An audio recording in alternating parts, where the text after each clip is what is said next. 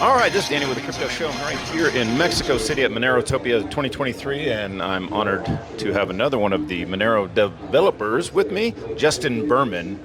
And I guess let's just skip all the, how did you get into it and all that crap, and just go and what is it that you do for Monero? Sure. So I work on, at the moment, there is a pretty big upgrade proposed and in the works called Seraphis / Jamtis. It's two combined ideas together. They're a pretty significant upgrade to Monero. And we are basically at the moment rebuilding the wallet. There's a core reference wallet, and so I am at the moment working on that. And in the past, I've been working on Monero for about a year and a half, a little over a year and a half, and I've done stuff across the core wallet, across the Monero daemon and the Monero node, and just various bug fixes or various improvements and different stuff across the ecosystem when need arises. Basically that. Awesome. I was talking with actually Ruben Yap. He said that you guys are using some of the elements of from Fibro in Seraphis, the Lalantis.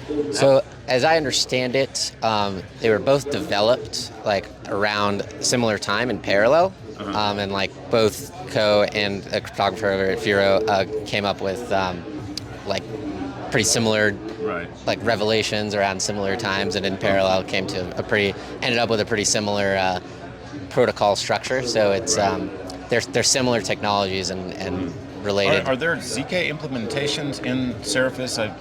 From what I understand, you guys are using some kind of a ZK zero knowledge for Seraphis. How does that work? So Seraphis itself is more of a transaction protocol and a modular structure for how the transaction can be structured. So ZK proofs they're currently using Monero, and the plan is still to continue to use them on the range proof side, specifically for proving that when you spend some coin, you spend some Monero, the value is a number between 0 and 200 something, to some higher value, so it adds positive value. Right. That's the point of the range proof, and that's a zero knowledge proof that's used in Monero.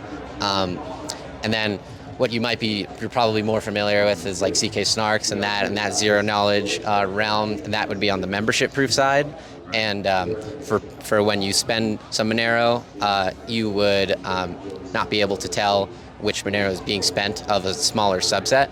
It could be spending from any Monero that's ever existed in the blockchain, and that would be Seraphis is designed to be able to slot that kind of proof within the protocol and within the structure. Are these features that are helping you to grow the ANON set? I know you guys are increasing the ANON set. Yes. It's 16. I don't know, what's it going to next, 32? Or? Well, it seems like there is some solid support for 128, and it seems to makes most sense because the performance of 128 with the Seraphis upgrade would be on par with 16, the current size. However, there is a current potential upgrade to the range proofs in the pipeline that could make transactions more efficient and then enable us to enable a larger ring size that still maintains similar performance. So I'd say a minimum of 128 is about what's being looked at the moment. What is the difference between the range proofs and the bulletproofs? I know we had Benjamin Butts on one time. Bulletproofs are bulletproofs are the range proofs in at least within this transaction protocol I'm describing. What's a simple way of explaining how a range proof or bulletproof actually works? So without getting too deep into the guts of it, because I work a bit on the higher of the stack than deeper into the cryptography, but functionally, and the reason it's there is that when you spend some Monero, the amount that you're spending is hidden on the blockchain. No one can see the amount being sent in the transaction, and there is a proof that's done to make sure that the sum of the inputs balance with the sum of the outputs in a transaction, so that you're not printing any more Monero out of thin air. So that happens encrypted, that there's a homomorphic addition that's happening, essentially that you can't see the amounts that are being summed and equaled out. Now, where range proofs step in, bulletproof step into that is to prove that you aren't using a negative, and you're not submitting, for example, if you have 15 Monero and you're sending on the output side, you send yourself 100 and then negative 85 on the output side, so then you have 100 Monero printed. The bulletproof is there to make sure that your value is positive. Monero is obviously the king of privacy, and you guys have probably the largest developer group around in privacy. How many people are actually developing on Monero, or do you really know? It's a good question. Like, it seems like there's constantly an influx of new people coming in, and like it's constantly in the chat channels, new people submitting PRs and new issues and looking into the code, and that's like, I'd say at a rate of something like, I see people along those lines, maybe like 2 to 3 new, maybe 1 to 2 to 3 a week, honestly, or maybe every 2 weeks, something like that. You just want to become a Monero dev to get some cred so you can start another project, or you think no? I mean, like a lot of people are anonymous too, like so it's like, I mean, maybe in some circumstances, like, I mean, I know you have you have the old developers, and there's a whole line of new guys that are coming in. Is there any differences in philosophy on on the way that you guys apply the technology, or? Not really, to be honest. I'd say most people who are involved and who are, I mean, get involved in the discussions of over which technical decisions should be made. Most people are pretty decently aligned in the ethos of like we're trying to create digital cash that is censorship resistant, that is fungible, that maximizes privacy in all circumstances. So it's that's the general ethos, and every decision revolves around like how to get that maximal that nugget. In the larger communities like Bitcoin, Monero, Ethereum, you have maximalists. Do you fall on the side of a maximalist for Monero, or? I do not. I do not. So you don't have a problem with people forking Monero and making new projects and starting new ideas? Well, I came from a fork of Monero. I first worked on a fork of Monero before, so I can't really. I am definitely not in a position to criticize there. No, personally, I think it's good for ideas to be explored. Experimentation is a good thing.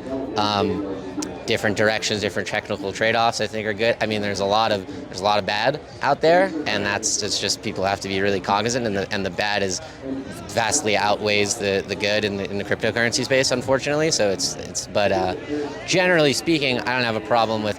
I mean, I'm a fan of Bitcoin personally. Yeah, which is not. It's not. I mean, I work on marketing-wise, I work on a privacy coin project, a ZK fork, and when it comes to value, I hope Bitcoin. Bitcoin is where I go for my value. I mean, that's the way it works for me, so that's how I do it. Understood. Yeah. For me, I mean, like, I want to hold my values in something that's also private. I don't and I want to be using what I'm holding my value in.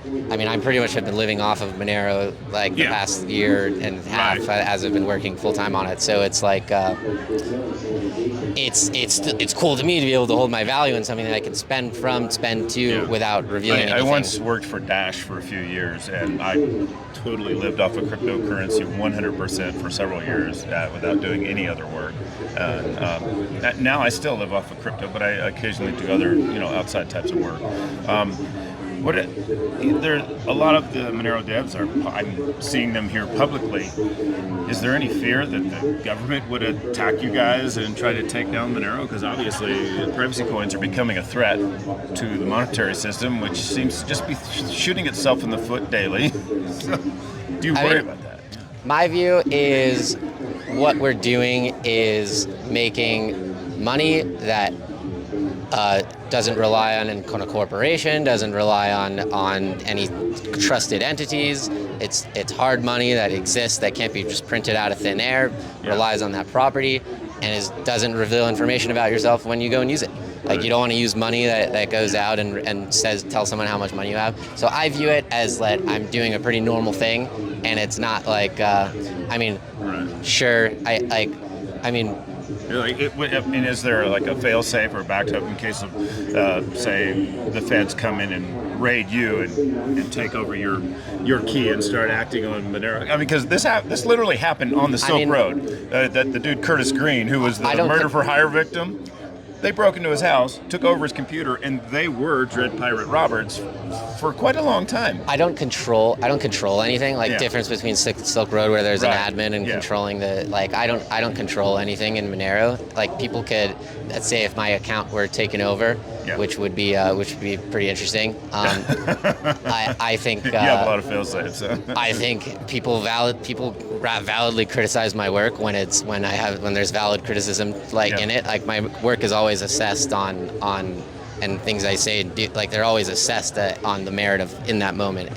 I don't think I think the Monero community has enough highly critical eyes, that if something were to happen, and not even just me, or if someone tried to come and tried to change things in a bad direction, like, it would be caught through peer review and through the eyes of the community. And Monero is pretty staunch about not making any changes without a lot of peer review. Right? Yes. So that's a good protection. But still, that's scary. Like, if you guys do become that big of a threat to the government, they could start nabbing you guys up.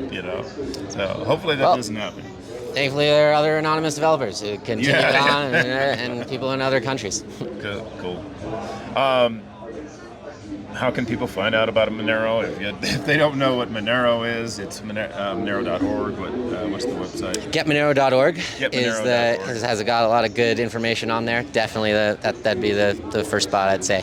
Getmonero.org for sure. All right, man. Well, thanks a lot. And Justin Berman, one of the devs of Monero. Peace out from Monerotopia. Thank you. Time for a shameless plug for all you crypto privacy advocates out there. I've been working with a new project called Dragon X, which is a Zcash fork, private by default. It is CPU mineable. We're using the RandomX algorithm to make this CPU mineable. Our GUI offers one-touch mining right in the wallet. We have the GUI wallet, the Lite wallet, and a mobile wallet available. So go ahead and go to dragonx.is and check us out and see if you like what we have to offer. The website is dragonx.is. Join us on the Telegram, and if you're a developer, we would love to have you aboard. That's dragonx.is.